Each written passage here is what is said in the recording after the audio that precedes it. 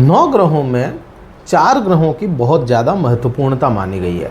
हालांकि ग्रह तो सभी के सभी 9 ही ग्रह महत्वपूर्ण हैं, लेकिन ये 4 ग्रह इसलिए अधिक महत्वता रखते हैं क्योंकि लंबे समय की जब गणना करनी हो तो इन्हीं 4 ग्रहों का सहारा लेकर के गणना की जाती है, क्योंकि यह लंबे समय तक एक ही भाव में विराजमान रहते हैं, टिके रहते हैं या वहाँ पे प्लेस रहते हैं।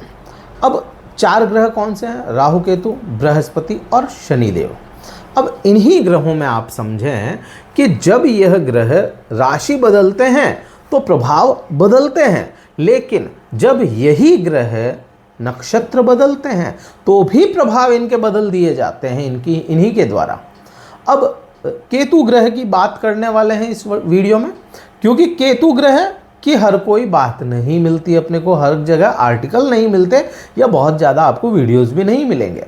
केतु ग्रह रहस्यों से जुड़ा हुआ ग्रह है और आप लोगों के लिए अष्टम भाव जो रहस्यों का ही भाव है, यहाँ पे यह विराजमान है। केतु ग्रह 22 जुलाई को नक्षत्र बदल दिया, लेकिन लंबे समय तक है, लगभग यहाँ पे मार्च महीने तक यहाँ पे रहने वाले, मिड ऑफ मार्च तक यहाँ पे रहेंगे, तो समय भी लंबा है। नक्षत्र कौन सा है? पूर्वा फाल्गुनी नक्षत्र। किस के अधीन आता है? इस नक्षत्र को समझें तो ये जो नक्षत्र है शुक्र ग्रह के अधीन आता है, एक बात। दूसरा, इस नक्षत्र का जो चिन्ह है या कहें कि भाई नक्षत्र का जो प्रतीक है इस नक्षत्र का, वह प्रतीक माना जाता है खटिया, खाट या पलंग को देख करके।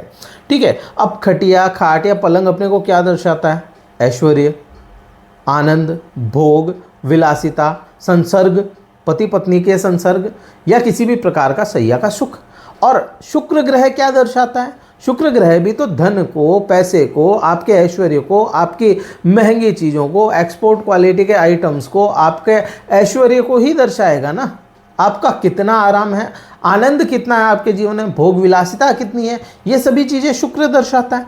अब शुक्र के ग्रह में, शुक्र के नक्षत्र में जब यह केतु जैसा डिटैचमेंट का कारक ग्रह, डिटैचमेंट, सेपरेशन या कहूँ रहस्य अगर चला जाएगा, योग करने का कारक ग्रह केतु ग्रह अगर चला जाएगा तो वहाँ पे क्लैशेस तो आएंगे। ये चीज़ें तो समझ में आती है। अब क्लैशेस क्या बनेंगे वो बड़ी बात है। क्लैशेस जो यहाँ पे अपने को समझ में आते हैं कि देखो, एक तो डिटैचमेंट है, ठीक है, तो यहाँ पे डिटैचमेंट तो आता हुआ दिखता है, लेकिन कहीं ना कहीं क्लैशेस ये बने जाएंगे कि आप अगर किसी प्रकार का रिसर्च कर रहे हैं तो उसमें देरी आ जाए, डिलेज आ जाए, वो चीज़ें यहाँ पे बनेगी। डिले आना यहाँ पे वो दिखाता है।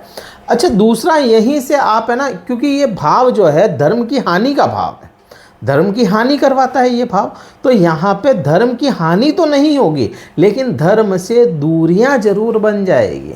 यहाँ पे मैं इतना जरूर कहूँगा, अगर ऐसा होता है तो मुझे बताइएगा कमेंट करके कि आप जो आपका नित्यकर्म था, जो आपके पूजा पद्धति थी, जो आपकी प्रार्थना की पद्धति थी, उसमें बदलाव देखोगे। 22 तारीख को हुआ है, बदलाव आना शुरू भी हो गया होगा, तो ये बदलाव अपने को समझ में आता है। अब यहाँ पे ही इसके अलावा और कहाँ पे इफेक्ट आएंगे इसके इफेक्ट, क्योंकि ये शुक्र के नक्षत्र में है, तो जहाँ शुक्र की राशियाँ हैं वहाँ पे भी इफेक्ट इसके देखने को मिलेंगे। शुक्र की राशि क्या बनती है आपके लिए? पहला तो यही बन जाती है पंचम भाव। पंचम भाव प्रेम संबंध माने जाते हैं, जो प्यार है, प्रेम है, शिक्षा है, ज्ञान है, वो सभी चीज़ें यहीं से देखी जाती हैं। अब यहाँ से आपको कहीं ना कहीं प्रेम संबंधों को लेकर के कुछ इश्यूज आने शुरू हो जाए। इश्यूज भी क्या आएंगे कि भाई बहुत ज़्यादा कनेक्ट नहीं हो पा रहे हो, वो चीज़ें। पढ़ाई में विद्यार्थियों के लिए क्या आएगा? पढ़ाई में आपको बहुत ज़्यादा अधिक मेहनत करनी पड़े, ये प्रभाव देखने को मिलेगा, क्योंकि यहाँ पे शनिदेव की भी दृष्टि हो जाएगी। और शनिदेव की दृष्टियाँ क्या देती हैं? चीज़ें सब सही रखती है लेकिन स्लो कर देती है, तो कन्फ्यूज़न यहाँ पे बनता है। तो ये चीज़ बन गई। फिर अपन देखें क्या होता है, कर्म की बात आएगी यहाँ पे। अब यहाँ पे है ना, आपको बुरे प्रभाव देखने को नहीं मिलेंगे कर्म में। क्यों? क्योंकि यहाँ पे राहु का एस्पेक्ट पड़ेगा, सीधा का सीधा। राहु ग्रह की 9वीं दृष्टि जो है आपके 10वें भाव पे आएगी, तो राहु की दृष्टि होना ही अपने आप में आपके कर्म को इन्हेंस करता नजर आएगा। अब यहाँ पे इस चीज़ को भी समझ लें कि भाई केतु यहाँ पे क्लैश ला रहा है, केतु यहाँ पे कुछ दिक्कतें ला रहा है। अब कोई इंसान अगर कर्म पे ध्यान दे रहा है, राहु अपनी दृष्टि से कर्म पे ध्यान दे रहा है, तो प्यार पे क्या ध्यान देगा, वो ज्ञान पे क्या ध्यान देगा, उसको तो अपना कर्म दिख रहा है, उसको पूजा पद्धति से क्या ही करना, वो पूजा पद्धति पे बहुत ज़्यादा ध्यान नहीं दे पाएगा, वो कर्म पे ध्यान देगा। तो ये चीज़ें बनती है, अपने को इंटरकनेक्ट होती है चीज़ें।